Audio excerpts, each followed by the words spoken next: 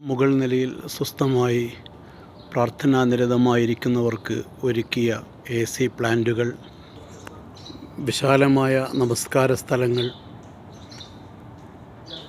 വില കൂടിയ ടാർപോളിന് കൊണ്ട് വലിച്ചു കെട്ടിയ മേൽക്കൂരകൾ, ഉയർന്നു നിൽക്കുന്ന മസ്ജിദുൻ നബവിയുടെ മിനാരങ്ങളും വിശാലമായ കെട്ടിടങ്ങളുടെയും കാഴ്ചകൾ, നിർമ്മാണം നടന്നുകൊണ്ടിരിക്കുന്ന മറ്റു പ്രദേശങ്ങൾ, ആയിരക്കണക്കിന് ചതുരശ്ര അടി മീറ്റർ നീളത്തിൽ പരന്നു കിടക്കുന്ന വിശാലമായ മസ്ജിദുൻ നബിയുടെ മുകൾ ഭാഗം, പള്ളിയുടെ മുൻഭാഗത്ത് കാണുന്ന കുബ്ബകൾ എല്ലാം ലോകത്തിലെ നിർമ്മാണ വൈദഗ്ധ്യത്തിൻ്റെ അത്ഭുതങ്ങളിലേക്കും മനുഷ്യശേഷിയുടെ അപാരമായ കഴിവുകളിലേക്കും വിരൽ ചൂണ്ടുന്ന അത്യപൂർവമായ സൃഷ്ടികൾ. താഴ്ഭാഗത്തെ പോലെ തന്നെ നിർമ്മാണ ഭംഗി കൊണ്ടും എൻജിനീയറിംഗ് വൈദഗ്ധ്യം കൊണ്ടും ഏവരെയും അത്ഭുതപ്പെടുത്തുന്ന അത്യപൂർവമായ മുകൾ കാഴ്ചകൾ.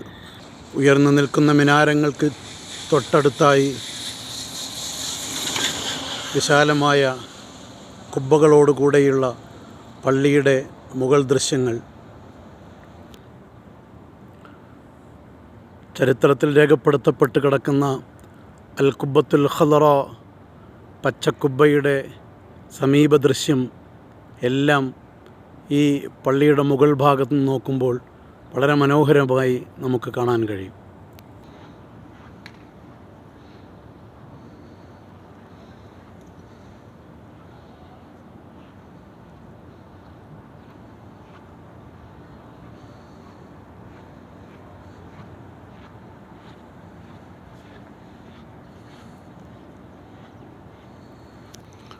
വാക്കുകളെ കൊണ്ട് വർണ്ണിക്കാനാവാത്ത മനോഹരമായ, കേൾക്കാത്ത ശബ്ദത്തിനു വേണ്ടി കരയുന്ന വിശുദ്ധമായ നഗരം മദീന. കാണാത്ത ശരീരത്തിനു വേണ്ടി കോടാനുകോടി മനുഷ്യന്മാർ എത്തിച്ചേരുന്ന പരിശുദ്ധമായ മദീന മുനവ്വറ.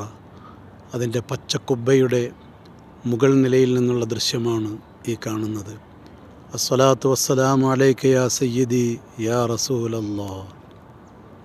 സൻആയിലേക്ക് നീട്ടിയെടുക്കപ്പെട്ടാലും അതെല്ലാം എൻ്റെ പള്ളിയാണെന്ന് സയ്യിദുനാ റസൂലുള്ളാഹി അരുളി ചെയ്ത വിശുദ്ധമായ മദീന പള്ളി. ലിമൻ ഖസ്റുൽ അബിയൽ, ലിമൻ ഹാദൽ ഖസ്റുൽ അബിയൽ, ആരുടേതാണ് ഈ വെള്ളക്കൊട്ടാരമെന്ന് ദജ്ജാൽ ചോദിക്കുമെന്ന് പറഞ്ഞ പരിശുദ്ധ മദീന പള്ളി.